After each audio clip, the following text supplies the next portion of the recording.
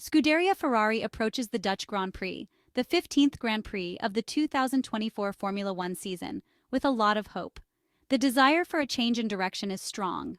It is as essential as the air they breathe at Ferrari, which, after a completely ineffective middle part of the championship, must take control of the situation again. To do so, the Maranello technicians have studied a particular suspension configuration for the 4.259-kilometer circuit Zandvoort. The goal is to achieve the maximum downforce possible from the car's floor without encountering the tedious porpoising effect that limits the car's performance. Ferrari claims to have identified what is not working.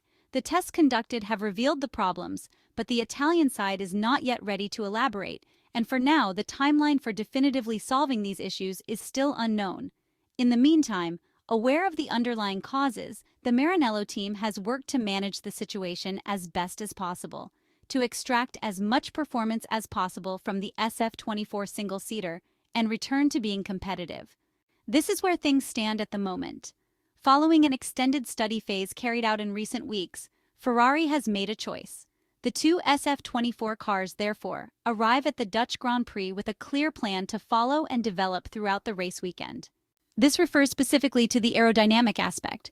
It is known that top speeds are a limitation for the SF-24, and to reduce aerodynamic drag at Zandvoort, the Maranello engineers have decided to implement a rear wing with a load level lower than optimal. This is the specification introduced at the Circuit de Catalunya in Barcelona, which can be defined as medium-high downforce.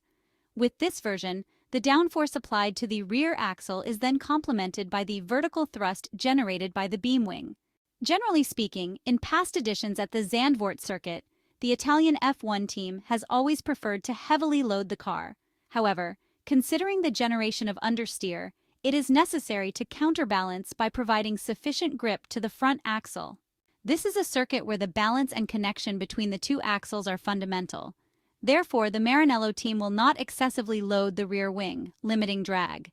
At the Circuit de Catalunya in Barcelona, this particular setup yielded poor results, failing to provide the compromise between downforce and drag that Ferrari had anticipated. Both the wings and the beam wing are adjustable but within certain limits. Essentially, it's all about finding the correct balance around the level of downforce deemed ideal, theoretically determined with dedicated simulation software. We expect that more emphasis will be placed on loading the rear with the beam wing because the SF-24 is generally more front-focused, and shifting the balance toward the rear helps with handling. Of course, the key to performing well will be getting the SF-24 car's floor to work properly, especially the keel area, where there have been several instability problems regarding fluid dynamics in recent races. Further aerodynamic updates will arrive in the coming races to help optimize this area of the car, unlocking clean potential downforce without encountering the tedious phenomenon of aerodynamic pumping. For the Dutch Grand Prix, therefore, we expect Ferrari to still struggle with this factor during the 15th race weekend of the 2024 Formula One season. In several races, as Charles Leclerc himself confirmed in the press conference, Ferrari has followed updates that were a bit too extreme. These aerodynamic updates subsequently compromised on-track performance. In the Netherlands, there are some bumps, so a certain compromise in terms of suspension stiffness is necessary, which means that cars less sensitive to height variations will find a small advantage in setup construction. It will be very interesting to see if Ferrari has managed to make progress in this regard, better understanding how to unlock all the downforce derived from the floor. The upcoming weeks are crucial for Ferrari. The Maranello team returns from the summer break buoyed by the pole position and a podium finish at Circuit de Spa-Francorchamps, both achieved by Charles Leclerc. Of course, George Russell's disqualification must be considered for the third-place finish on Sunday, but beyond that, the Monegasque driver's race management, given the available car, was particularly positive. As admitted by their team principal, Frédéric Vasseur, the SF-24 should perform better from the Italian Grand Prix onwards in a trio of races on very different tracks, such as the renewed Monza circuit, the Baku City circuit, and Singapore. In Belgium, the red car competed for the third-best team with an unrecognizable Red Bull, confirming the small improvements also glimpsed in Budapest, on a completely different track from what is considered the University of Formula One. This weekend at Zandvoort, we expect a resurgent Red Bull, especially with their champion, Max Verstappen. who will certainly not want to underperform at his home Grand Prix, where he has won the last 3 editions since the Dutch circuit returned to the Formula One calendar back in 2021. However, eyes are also on Mercedes and McLaren. The Silver Arrows have made significant strides recently, with 3 wins in 4 races. 7-time Formula One world champion Lewis Hamilton has returned in excellent form, exciting Ferrari fans who will enjoy his performances from next year. As for the Woking team, it is clear that the MCL38 is the car to beat at the moment, but at the same time there is much work to be done in terms of team dynamics in order to allow Oscar Piastri and Lando Norris to consistently compete for victories and capitalize on the great potential of the McLaren car. The English driver also needs to sort out his mental game. Recently, Oscar Piastri has been outshining him in every way, while Lando Norris continues to struggle, especially under pressure, and the race starts have become a real weakness for him, compromising his result on Sunday.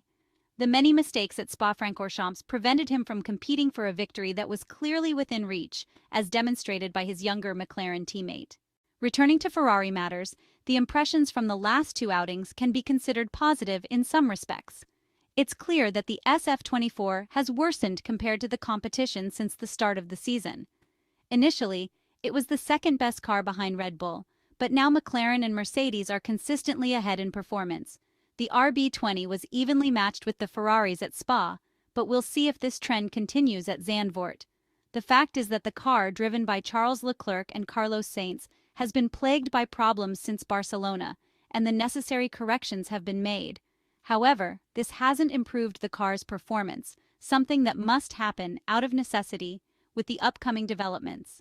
The fight was described as extremely tight, with Ferrari starting slightly behind the Mercedes-powered cars, where small details could make all the difference. Frédéric Vasseur mentioned that they had reached the summer break with the Belgian GP, where the team showed a solid performance overall. They had managed to secure pole position and a podium finish with Charles Leclerc, which gave them confidence.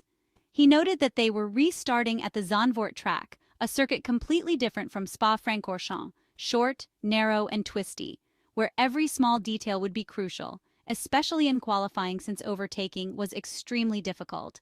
The French manager explained that, as usual, the Maranello team would focus on themselves, trying to extract the maximum potential from their overall package, which involved, as always, finding the best setup and making the right choices at crucial moments, both on Saturday in the qualifying session and in the race on Sunday, from the pit wall and the drivers. The Ferrari team principal acknowledged the competitive landscape this season and the track's characteristics, expecting a battle down to the hundredths against Red Bull, Mercedes, and Red Bull.